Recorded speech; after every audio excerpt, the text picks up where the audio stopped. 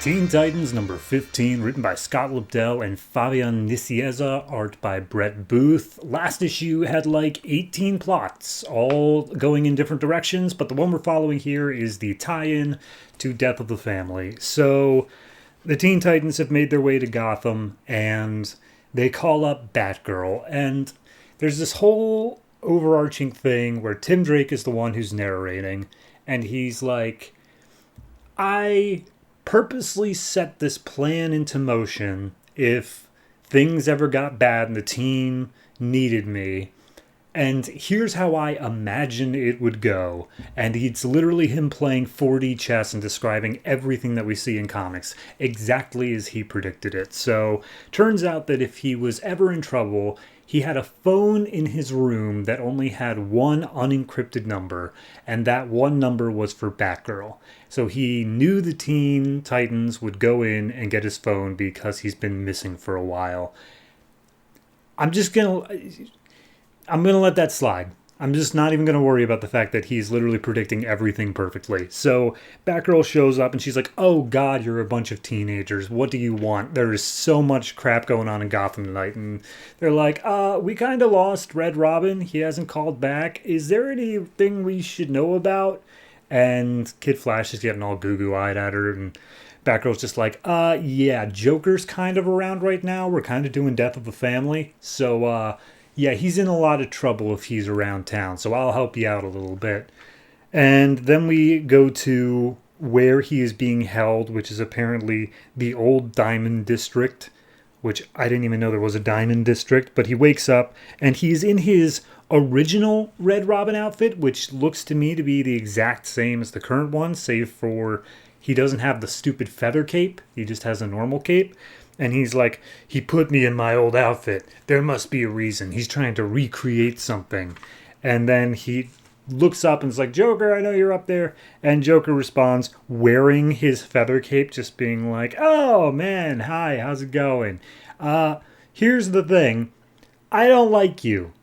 The first one was okay. I mean, he was a little quippy for me, but he was fine. The second one, he earned his pain because Scott Lobdell is also writing that book, so we got to make it sound like he's super cool. But you were just perfect from the beginning. You're so cool, and no one likes a show off. So, yeah, he basically tells him the whole thing of, "Oh, you're making Batman weaker," and blah, blah, blah.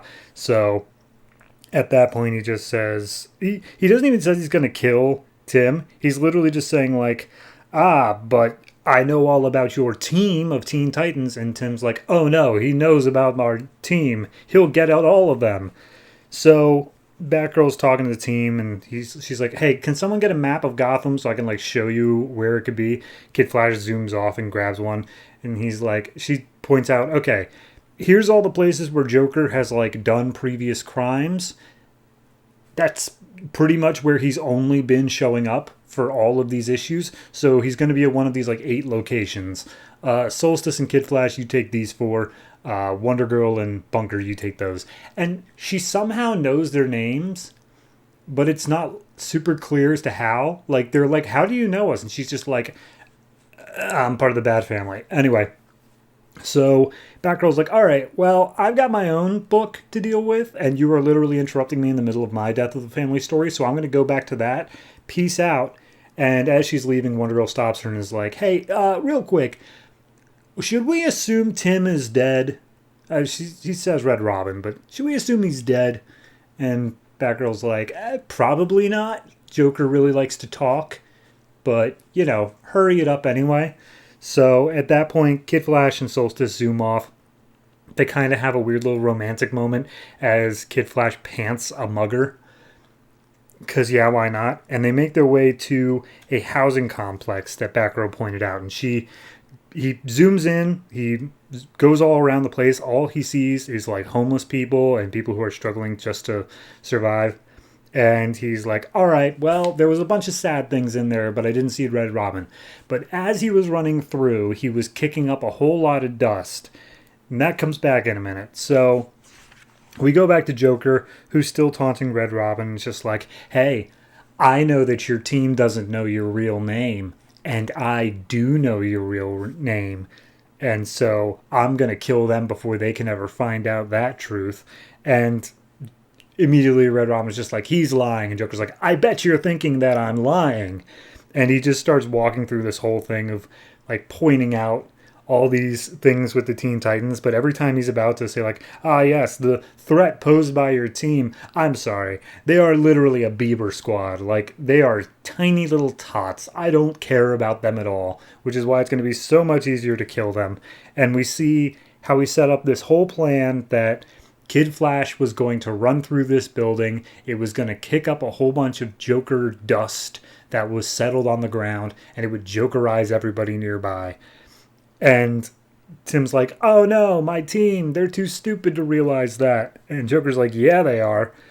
So Wonder Girl and Bunker, they're waiting for a call from Kid Flash because they said they'd call back every like 10 minutes, make sure everything's all right.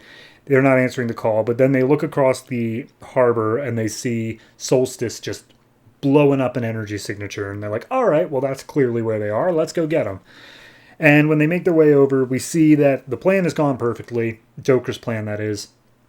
And Kid Flash and Solstice are being held captive by a whole bunch of Jokerized people. And they say how their powers feel like they're being supercharged at the moment, but they still somehow can't get out of this mess. And we see that Kurt Lance is superpower, like supercharging them nearby. And then they say, see Birds of Prey 15, which I swear to God has nothing to do with that.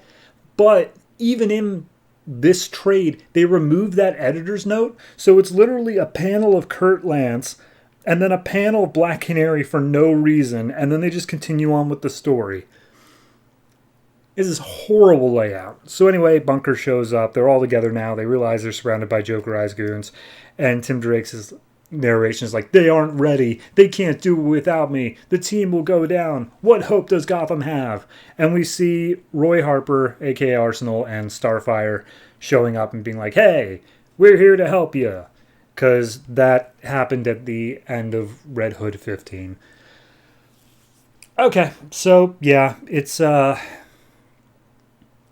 mess.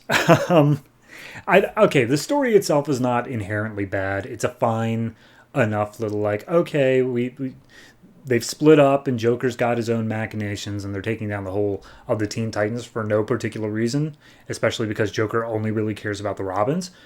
So that's a bit messy as is. But then just honestly, that one panel of Kurt Lance and Black Canary, like, if I wasn't reading a version that had the editor's notes in there, that genuinely would have driven me mad as to why they just included a random ass panel of Black Canary for no reason. It's just, I don't even know who to put that on. It's not even writing. I think it's editing. It is literally the editor who was like, hey, check out this previous issue, where like, if they had just said like, maybe assume that we remember that Kurt Lance was in the last issue, which he was. So I don't get it. Anyway, this one, I'll give it like a...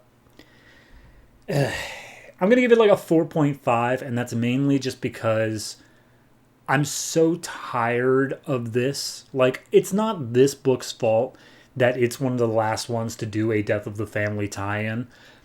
But it is its fault that it didn't do anything new with it. It is literally just, the Joker wants Batman to be better.